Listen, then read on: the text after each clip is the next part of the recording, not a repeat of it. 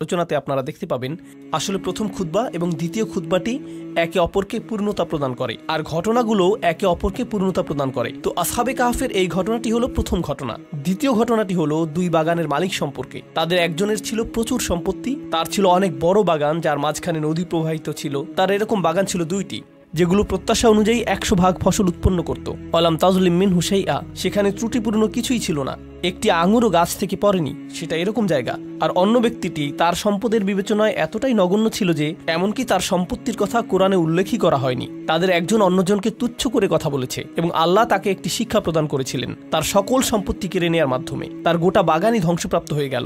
এখন এই দুইটি ঘটনা, অর্থাৎ গুহার অধিবাসীদের ঘটনা এবং বাগানের মালিকদের ঘটনা, এই ঘটনা দুটির অসাধারণ দিকগুলো হলো, একদিকে আপনি এমন তরুণদের সামর্থ্যকে উপেক্ষা করছেন যাদের কোনো বস্তুগত উপায় উপকরণ নেই।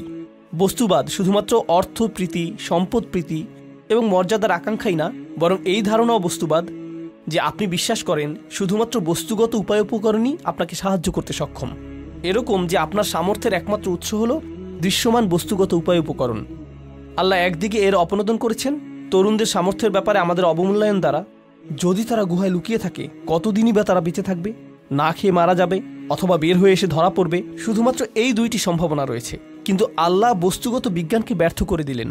এই তরুণদের জন্য প্রকৃতির নিয়মের ব্যত্যয় ঘটালেন এবং তাদেরকে রক্ষা করলেন। আল্লাহর পক্ষ থেকে যে সম্ভাবনা রয়েছে তাকে আমাদের অবমূল্যায়ন করা উচিত না। আর এটা মনে রাখা উচিত যে বস্তুগত জগৎ আল্লাহর নিয়ন্ত্রণাধীন। তো পরের ঘটনায় অবমূল্যায়ন করা হচ্ছে না, বরং অতিমূল্যায়ন করা হচ্ছে।